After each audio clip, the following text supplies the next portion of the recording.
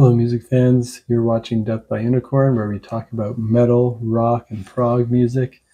And this is what's new in 2024. And I'm going to talk about 10 albums today that came out in June 2024 in my order of preference, starting with Izz and their album Collapse the Wave. This is the 10th album by this American band. It's symphonic progressive rock. And I discovered this band by seeing them live, and they blew me away. This would be a great band to check out for fans of Yes. They've got male and female vocals, busy bass guitar, nice keyboards and guitars. They sometimes have some parts that are a bit darker than Yes, that go closer towards King Crimson territory. And there are even some parts on this album that reminded me a little bit of Neil Morse's songwriting. The early release single called There's Hope is a great track. Probably my favorite on first listen. It starts with King Crimson vibes and a great mix of male and female vocals come in. In particular, I really like when they channel King Crimson. So if you like the sounds of that, check out Izz and Collapse the Wave, a really great classic sounding symphonic prog rock album that has some modern flair to it. I think people who really like classic 70s prog could get into Izz. Next up is another album by Richard Henshall. It's actually an EP. And I should say actually 6 of the 10 that I'm going to talk about today are in my excellent tier. None of these are near masterpieces or masterpieces for me, but 6 of them are excellent. The other 4, none of them are bad. So this is another excellent one from Richard Henshall called Mu Volume 2. It's an EP. It's instrumental progressive metal with jazz fusion influences. And this is the first EP in a trilogy of EPs he'll be releasing under this Mu title. He'll have Mu Volume 1, Volume 2, and Volume 3. Now, I really liked Richard Henshall's debut solo album, The Cocoon. Of course, Richard Henshall is the amazing guitarist from Hagen, I should mention. The 4 songs on this Mu Volume 1 are some of his best, or some of the best instrumental songs of the year. I kind of wish he put all 3 volumes of this together into an LP, though, rather than releasing 3 EPs. That's just my preference. I prefer LPs. Longer albums are good for me over EPs. I was also hoping he would feature vocals. I think if this album had vocals on it, it would probably be my favorite of June so far. But since there's no vocals, I'm putting in my second favorite. I really like the vocal tracks on The Cocoon. That's why I wish he featured vocals here. But this EP just went straight up instrumental. But he can do great instrumentals. Check it out if you like instrumental prog metal bands like Pliny and Intervals. It's probably my second favorite instrumental release of the year, right after Intervals, and it's pretty close to rivaling it. Richard's playing and his compositions here are just amazing. My favorite track after a couple listens is Mu. And next up, let's talk about Evergrey, another excellent album called Theories of Emptiness, the 14th album by this Swedish band, and this is progressive power metal, and they brought in some gent influence on this album.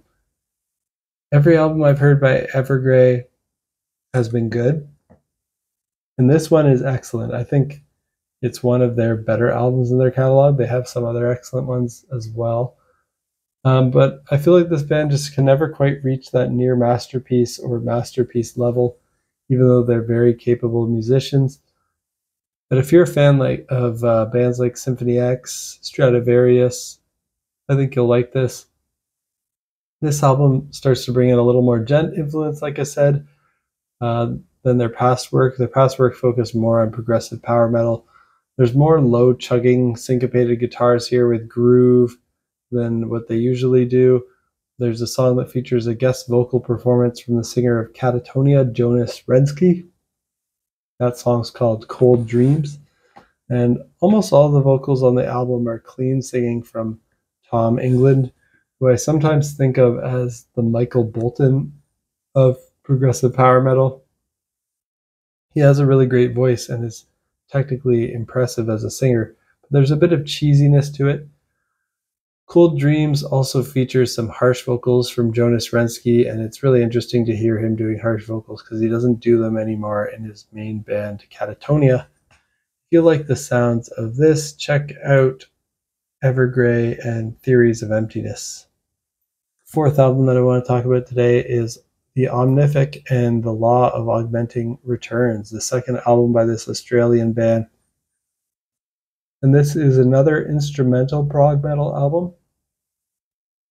This band features 2 bass players and 1 drummer, which you don't hear very often. You don't hear too many bands without at least having a guitarist or a keyboardist. And especially you don't hear too many bands with 2 bass players, especially playing instrumental prog metal. Now they play bass in a very melodic way. They play it like a lead instrument, like they're guitar shredders. I saw them live before, and they put on a great show. The drum playing on this album by The Omnific is also amazing. For fans of other instrumental prog metal bands like Animals as Leaders, Intervals, Chon, and Polyphia, but this band definitely has their own little niche sound to them. The most similar band I can think of actually is Nuclear Power Trio, since they emphasize the bass a lot too. As players and writers, the Omnific are just amazing. I do wish they had more vocals, as their sound gets a bit gimmicky after a while when you listen to a full album of bass shredding. The early release single Bass Camp is a great track. I like how it features orchestral elements near the end to add some different sound rather than just bass and drums the whole time. I also love how the first track, The Omnific equals bass, starts with a 30-second a cappella vocal bit, singing about how you're going to hear a lot of bass on the album. I love that they're really having fun with their gimmick and that they've incorporated at least some vocals into the album, although it's very limited, so I still consider it an instrumental album, even though there's the odd vocal here and there. My favorite track on first listen is the title track, The Law of Augmenting Returns. Check out The Omnific and their album Law of Augmenting Returns if that sounds appealing to you. 2 more to go in my excellent category, then we're going to jump down to the very good tier. Next excellent release from June is the Barock project's latest release called Time Voyager. This is the 7th album by this Italian band. It's kind of neo-progressive rock. It's got symphonic, neoclassical, Baroque, alternative, and folk influences. I'd never heard an album by them before, but I heard the early release single called The Lost Ship Tavern, which is just a cool, hard-rocking, progressive version of a pirate sea shanty. It reminded me of folky pirate metal music, not quite metal, more so prog rock though. I hear a bit of Jethro Tull, Gentle Giant, and Deep Purple influence on it, and I find the vocals sound a bit like Styx and Ice Age, which is great because I love those bands as well. The rest of the music on the album has neoclassical influences as well as Baroque influences, so if you like Trans-Siberian Orchestra and Gentle Giant respectively, you should like that part. There's also a bit of a rock opera vibe for fans of Queen, in particular the track called Morning Train. On that track I hear some guitar parts that sound so much like Brian May of Queen. The track Kyanite Jewel also has a nice use of acoustic guitar and an open tuning, and some parts have a bit of Middle Eastern influence. Whenever I heard that open tuning and Middle Eastern influence, I thought of the Tea Party. So I think that song, Kyanite Jewel, would be a good song for fans of the Tea Party to check out. The open tuning guitar riffs there also remind me of some Led Zeppelin songs and Devin Townsend songs that use similar tunings. If that sounds good to you, check out Barock Project and Time Voyager. And the last excellent one that I've heard in July so far is Ætheria Conscientia and their album The Blossoming. This is the 3rd album by this French band, and it's progressive atmospheric black metal with experimental influences. It's just very intense black metal with shrieking vocals, but they also have some clean vocals and a lot of interesting sounds like horns and progressive song structures and compositions. For fans of Eson and Enslaved, check out Ætheria, Conscientia, and The Blossoming. Now let's move to the very good tier. In this tier, I have DarWin and their album 5 Steps on the Sun. This is the 4th album by this band from the UK. It's progressive rock with jazz fusion and some metal influences. And the 2 main members of this band are DarWin on guitars and Simon Phillips on drums. Simon Phillips was the drummer of Toto from 1992 to 2014 and has also done sessions with various artists like Mike Oldfield and Judas Priest and The Who, and is notoriously just a great drummer. Then they have some additional musicians like Derek Sherinian, who played keyboards in Dream Theater, Sons of Apollo, and is in Whom Gods Destroy, and more. Greg Howe, who plays guitar amazingly well, and Matt Bissonette. Matt Bissonette's on vocals here. He's played bass with many bands like Elton John's band, ELO, and Ringo Starr. So I'd say this kind of qualifies as like a super group. The music is just great here. The playing is phenomenal. Everything is technically perfect. But it does definitely sound like it's a side project for most of these guys involved, and that they showed up and they played whatever first came to mind rather than an album that was painstakingly labored over to make a real classic. So that's what I would say is the downside of this release from DarWin. I don't think it will go down as amazingly memorable, but if you just want to hear what great, experienced, and technically proficient musicians put together, this is an album for you to check out. DarWin and 5 Steps on the Sun. Another very good one is The Crooked Fiddle Band. I almost wanted to say Them Crooked Vultures, another great band, but The Crooked Fiddle Band with The Free Wild Wind and the Songs of Birds. This is the 4th album by this Australian band, and it's progressive folk rock. It's got some world music vibes to it, some Celtic, and even some little flavors of punk in there. Now, I've never listened to an album by them before, but I heard the early release single called Deadly Night Snakes, and that got me interested. It's an instrumental track. There's a lot of cool fiddle playing, double bass, and mandolin. It has a very world music sound to it. Some parts sound like Celtic Irish jig music, and other parts sound Middle Eastern. If you want to hear something with a different kind of instrumentation from the other albums on this list, this album focuses way more on like violin, double bass, mandolin, not traditional rock instruments like guitar, bass, and drums. Then check out The Crooked Fiddle Band with The Free Wild Wind and the Songs of Birds.